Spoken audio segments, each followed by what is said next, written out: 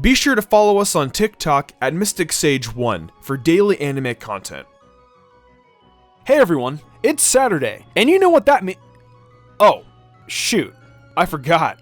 Today is actually Sunday. Yeah, sorry about that. Due to some unforeseen circumstances, I wasn't able to do yesterday's review on time. But hey, you're getting it now, and that's what really matters, right? Anyways, last time on My Hero, we flashed back all the way to October to see what the villains have been up to. Turns out, they've been fighting All For One's faithful servant, Gigantomachia, in order to gain his support, as well as the support of Dr. Ujiko. While Gigantomachia hasn't straight up defeated the League, he definitely isn't budging from their relentless attacks, which ends up really starting to wear down Shigaraki. During the moments of rest, Twice gets a call from the Meta Liberation Army who has kidnapped their broker, Giren, and is demanding they come to Deika City for a fight, as the leader, Redestro, doesn't believe this town is big enough for the both of them. While there is some apprehension expressed, Shigaraki wants to follow through with heading to Deika, as Gigantomachia will soon awaken from his slumber, meaning he'll be running rampant throughout a city full of the League's enemies, killing two birds with one stone. And with that said, let's hop into the episode. The episode cold opens to the distant past when quirks, known as metapowers at the time,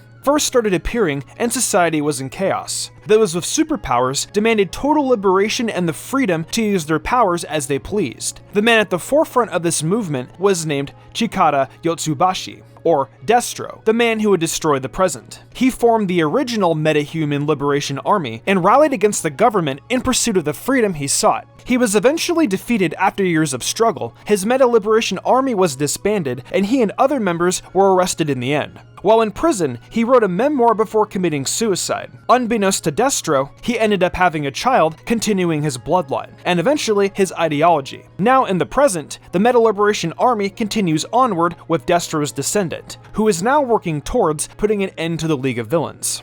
After the opening, the episode picks up immediately where the last one left off. As the villains gaze over Deika, Compress shows some doubts about them being able to last against the Liberation Army while they wait for Gigantomachia to mess stuff up. The traitorous pro-hero Slide and Go appears as he's been directed to be their guide to Deika. When they arrive in the city, they notice it's pretty empty. The reason for this is because 90% of the population are dormant liberation warriors that are waiting for a fight, showing that Redestro wasn't bluffing when he said he had an army of 100k members strong. The League are greeted by a politician from the Hearts and Mind Party and a blue woman. And with their greeting, a fight immediately ensues. Toga begins to head towards Giren's location, but is halted by an explosion and a request for an interview by the blue woman. Who could she be? I suspect we'll find out soon enough. We get a title card that then leads into Giren chatting with Redestro, who taunts the army leader by saying that making him a damsel isn't fun for anyone, as well as the fact that the city doesn't stand a chance against the League if they decide to bring the Nomu in. Yeah, I think Nomu might be the least of their worries. Redestro doesn't seem too concerned about this, however, because of the fact that the Nomu have just been rumored since the Kamino incident. The fact that the high-end in Kyushu only could release low-powered white Nomu, and the fact that Dabi was trying to collect the high-end after Endeavor's battle against it, meant to him that there were no more working ones. With all this in mind, he views the Nomu as just support goods for the League, and without them, the League is no more than just a club. While I definitely feel Shigaraki was completely underestimating the people that kidnapped their broker, I think Redestro is also completely underestimating the League as well. Obviously, it's going to bite one of them in the ass during this battle, and I think we have an idea of who that might be. We cut back to the fight at hand, and the League isn't having the easiest of times as the enemies are surprisingly strong. The reason for this is because they have trained completely unrestrained every day, fortifying their minds and bodies. This shows a little bit more of why the Liberation Army has some disdain for the League. They've worked their tails off for a long time just to be overshadowed by the League, whom they deem to have no greater cause. The blue woman says she has no interest in the League of Villains, but is captivated by Toga and her story. In the blink of an eye, Toga both disappears and reappears in an instant to make her move. She keeps getting yeeted by explosions though, and the reason for this, of course, is because of this mysterious blue reporter. Well, we finally find out about her name, Curious, with the meta ability Landmine, which turns anything she touched into a bomb. They're not too powerful, so she has to go for quantity over quality. As she is attacked, Toga whips out her handy-dandy blood-sucking machine to suck people's blood. But as she ingests all the blood, Toga freaking explodes from the inside. Yeah, that's right. Curious literally has suicide bombers at her disposal that take on Toga, rendering her quirk useless in this battle. In interviews with her classmates and parents, Toga was claimed to be a cheerful and obedient child, so Curious is curious to know why she threw away her normal life to do such dastardly things. Curious has a small flashback to something Redestro told her, that records and hearsay won't move anyone. In order to guide public opinion, she needs to be able to connect with them, read the looks on their faces. Curious asks once more what led Toga to insanity. She finally responds with a question of her own. What is a normal life exactly? Toga actually admits that she thinks the world the Liberation Army is trying to build is wonderful, and that she loves Curious because of this. But we all know what Toga wants to do to people she loves. She proclaims that she will live a normal life too. We cut to the news coverage of Toga's incident from middle school, where she cut her classmate and injured them very badly, leading her to her life on the lam.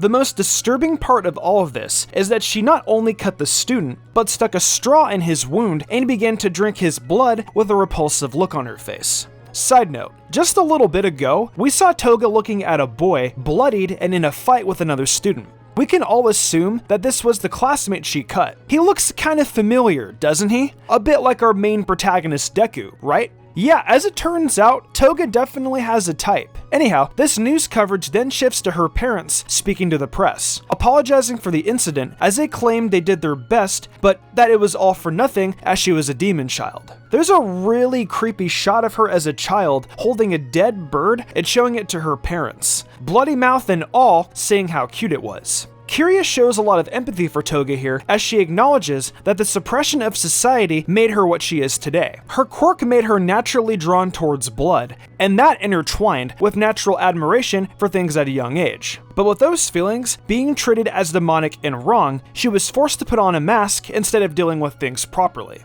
And the life she's led thus far, she basically wants her to become a martyr for their cause. Naturally, Toga rejects this and desperately tries to run away. She pulls out some extra blood she had stored, takes a sip, and turns into none other than Uraraka. As she's being beaten, Curious approaches her once more for her to proceed forward with the interview. Just before she's taken out by Curious, she wishes in her mind to become like Ochako as well. And it turns out that she does. See, she actually ends up floating Curious up into the air as well as the crowd attacking her, realizing that she can now use the quirks of the people's blood she's stolen. As it turns out, the fear of death caused her quirk to evolve. With her last bit of strength, as Uraraka's face melts off of her own, she releases her newly obtained zero gravity, sending Curious and her subordinates to their gruesome death. Toga then crawls off to a nearby shed and passes out from the damage she endured. Cutting the Shigaraki, we can see the effects of sleep deprivation start to get to him as he begins to lose his mind a bit. He starts to get more flashbacks to his repressed memories, one which contains a picture of his grandmother, Nana Shimura. Tomura is a bit annoyed that he's only seeing bits and pieces of these memories and wants to see the whole thing. In this state of annoyance, he begins to feel sick right as he begins to wipe out the enemies chasing him, causing him to spill his lunch all over the place. Here's the thing, he doesn't touch everyone there, meaning his quirk has seemingly evolved as well, as his decay can now pass through objects.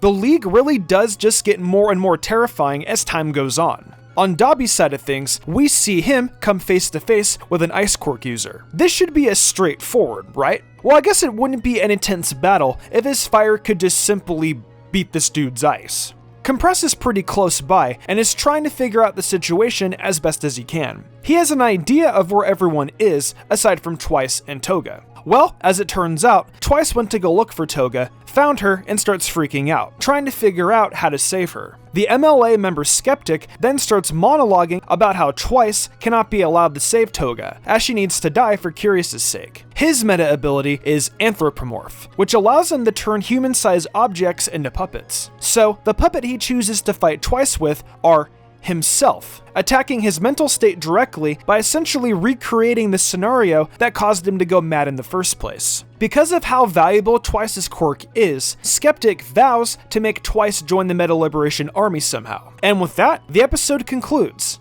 Man, it was certainly fast-paced, but it was filled to the brim with good stuff. Evolving quirks, Toga's backstory, and the next episode will be focusing on Twice and the confrontation he'll have with his own madness. I'm definitely looking forward to seeing more as the season ramps up its final act. But that's going to do it for me today, everyone. Be sure to let me know in the comment section how y'all felt about this week's episode. Hey guys, before the video closes out, I just want to thank you so much for bringing your support over here on Mystic Sage. I upload every Saturday and Sunday and strive to bring you guys a review and some fun discussion content, so your viewership means the world. Also, if you want a little more from Mystic Sage, head on over to TikTok and check us out over there for more fun, bite-sized anime videos. I've also got an Amazon store where I sell tons of cool anime merch, so check it out. For real this time though, thanks again for watching. I'm Mystic Sage, and I'll see you next time with some more great anime content.